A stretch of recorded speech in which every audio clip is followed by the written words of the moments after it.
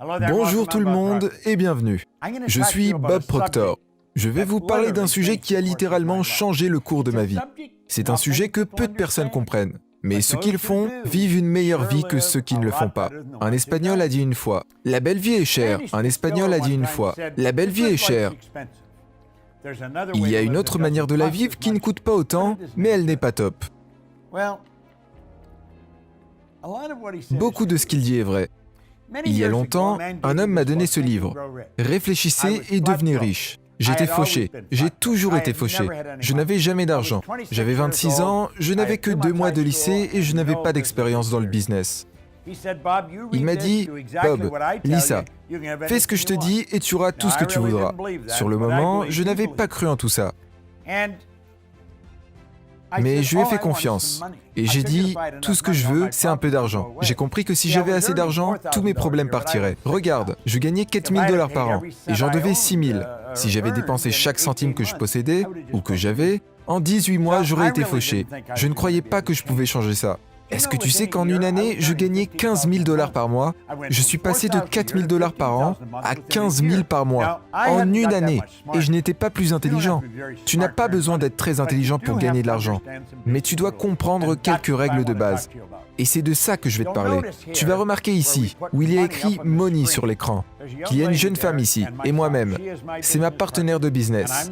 Et j'aimerais vous dire que si je connais bien une personne qui comprend la richesse, cette femme en fait partie. Sandy Gallagher est absolument brillante. Elle était dans le courtage immobilier quand je l'ai rencontrée. Elle était dans le business des banques, dans le côté juridique pendant 20 ans. Et elle avait fait 100 milliards de $ dans le business. Je l'ai su en lui posant la question, « Combien d'argent as-tu fait ?» Elle a dit « 100 milliards de $. J'ai dit « Je pensais que tu voulais dire 100 millions de $. Elle a dit « Non, 100 milliards. » Elle achetait des banques, revendait des banques, les fusionnait. Elle avait affaire avec beaucoup d'argent tout le temps. Et j'ai pensé que c'était le genre de personne avec qui je voulais travailler. C'est ma partenaire de business aujourd'hui. Et ça depuis 10 ans maintenant. Elle est absolument brillante quand ça parle d'argent. Et c'est de ça que je vais vous parler. Et c'est de ça que j'ai envie que vous pensiez. Tu vois, la vérité est que je peux gagner autant d'argent chaque mois que tu n'en gagnes actuellement chaque année. On peut vous montrer comment changer vos revenus annuels en revenus mensuels. Ça peut paraître exagéré, mais ça ne l'est pas. C'est comme ça que ça se passe. Voici quelque chose que j'ai lu sur ce livre. Quand j'ai commencé à l'étudier et que j'ai commencé à gagner un peu d'argent. Ce livre est de Napoleon Hill et s'appelle Big Money au passage. Écoutez très attentivement, je vais vous montrer comment l'exécuter. Napoleon Hill a dit, quand l'argent vient en grande quantité, il viendra vers celui qui l'accumule aussi facilement que l'eau coule vers une descente. Il dit, il existe un courant de pouvoir qui peut être comparé à une rivière. Sauf que ce dernier coule vers une seule direction. Il transporte tout ce qui entre de ce côté du courant, vers l'avant et vers le haut, tout droit vers la richesse. Et de l'autre côté, elle coule vers la direction opposée, transportant tous ceux qui n'ont pas cette chance pour être de l'autre côté et qui ne sont pas capables de sortir de là,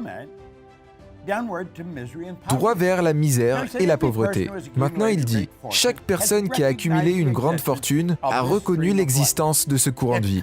Et ça représente un processus de réflexion. Les émotions positives des pensées forment le ruisseau qui te mènera à la fortune.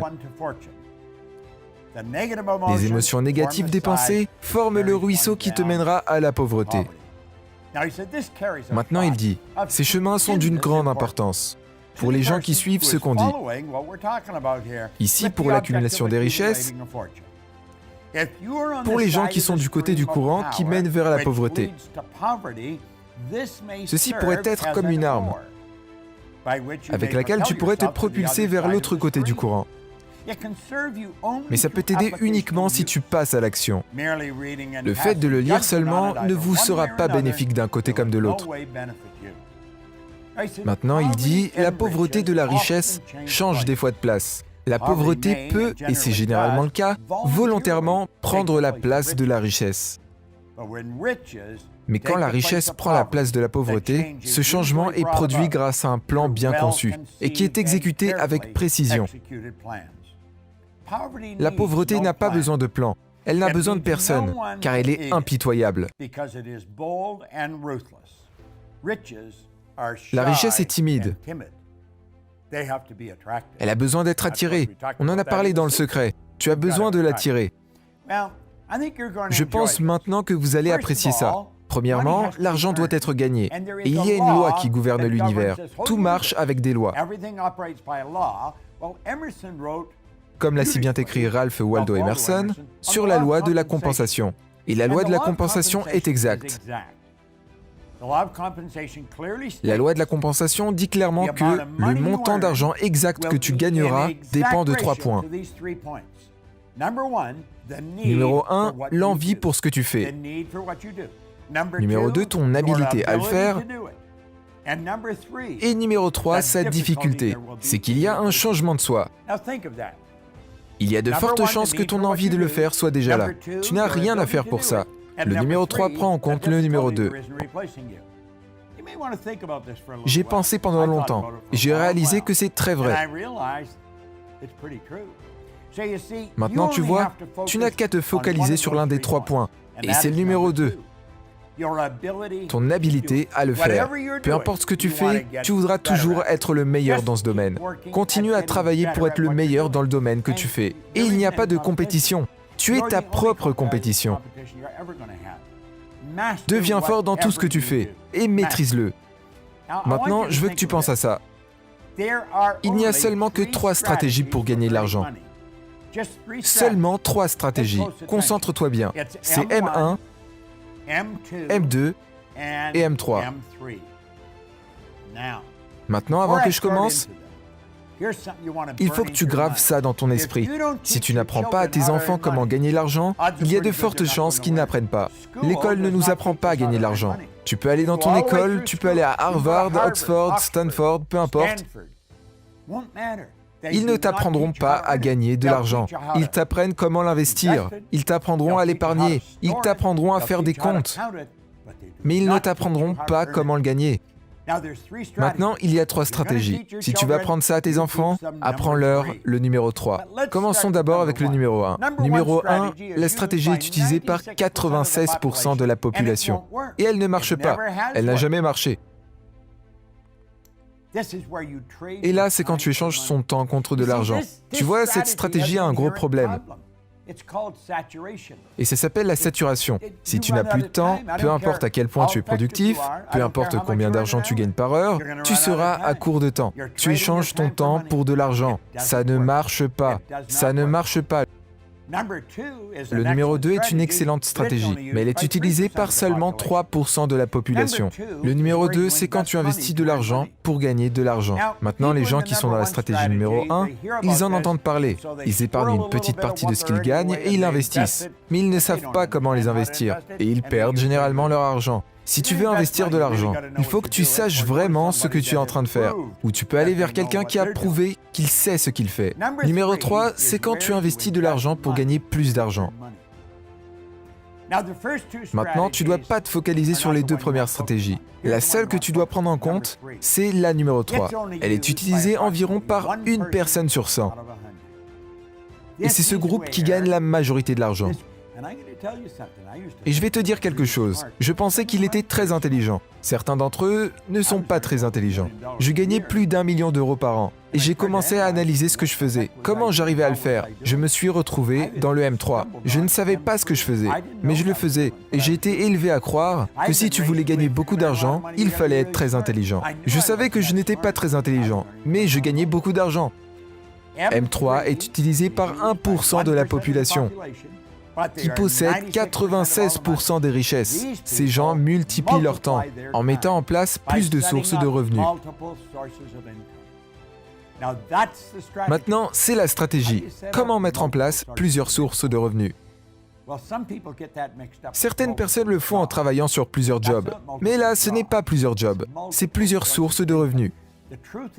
La vérité est que tu peux mettre en place des sources de revenus qui t'apporteront de l'argent même en dormant.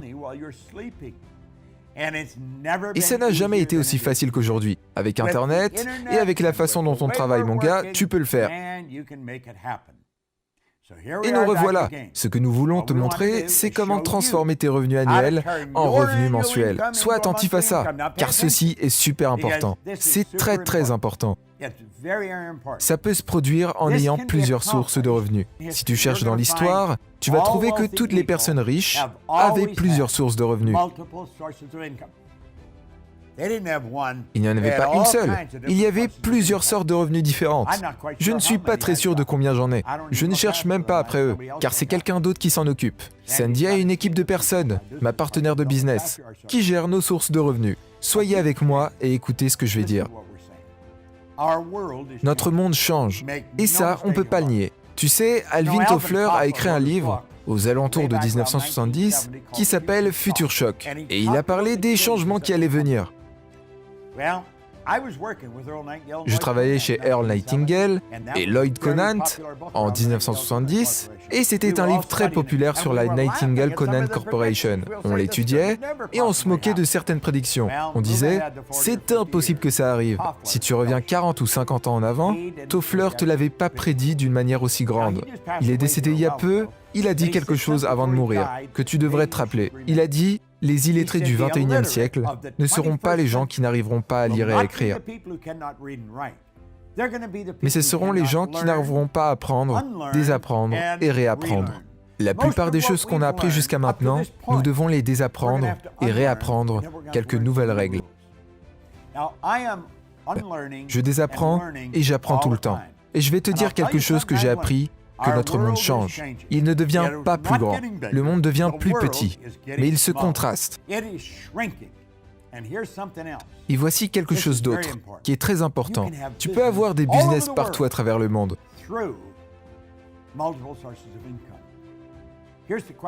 Et avoir plusieurs sources de revenus. Et la question que tu dois te poser, c'est combien tu peux en avoir? Combien tu peux en avoir? Car tu peux mettre plusieurs sources de revenus dans tous ces endroits. Maintenant, j'ai plusieurs sources de revenus. Notre compagnie est structurée de la sorte. On forme des consultants sur notre business pour leur apprendre ce qu'on enseigne. Ils ont plusieurs sources de revenus. Si je devais reprendre de zéro aujourd'hui, je commencerais probablement par le marketing de réseau, car c'est probablement l'un des business les plus faciles pour bâtir une source de revenus. Maintenant, la réalité, c'est que la plupart des gens qui le font ne gagnent rien. Et ça, c'est autre chose, car ils ne travaillent pas avec les bonnes personnes. Regardez tous les riches. Ils ont tous plusieurs sources de revenus. Ils ont de l'argent qui rentre depuis le monde entier. Et c'est bien de comprendre ça. Peu importe où tu vis, tu dois avoir des sources de revenus partout dans le monde. Tu peux les mettre en place. Tu aimes l'idée? Je vais te dire quelque chose. Tu es capable de le faire. On apprend ça dans notre guide. On ne l'apprend pas que de cette manière, mais de plusieurs angles différents. Tu me diras, est-ce que tes différentes sources de revenus que tu as sont de la même taille? Non, certaines sont plus grandes, certaines sont plus petites. Mais ils ont tous une chose en commun. Peu importe qu'elles soient grandes ou petites, elles rentreront tous dans ton compte. Quand tu as une source de revenus qui entre dans ton compte et qu'elle continue à augmenter et augmenter, maintenant continue à regarder. Ça continue à entrer et ça arrive dans ta banque. Petite et grande. C'est très bon à savoir. Combien tu veux gagner? Regarde cette vidéo souvent. Partage-la avec tes amis. Pas de différents jobs, mais différentes sources de revenus. J'espère que cette vidéo vous aura plu. Si vous voulez en savoir plus sur ce qu'enseigne Bob Proctor, vous pouvez commander son livre « Vous êtes né riche » en cliquant dans le lien dans la description en bas de la vidéo. Vous trouverez même le livre « Réfléchissez et devenez riche » dont il parle au début. Abonne-toi dès maintenant et active la cloche de notification pour ne rater aucune de nos vidéos de motivation et d'inspiration. Nous t'avons aussi sélectionné des vidéos très inspirantes dans ces playlists. Prends soin de toi, on se donne rendez-vous dans la prochaine vidéo.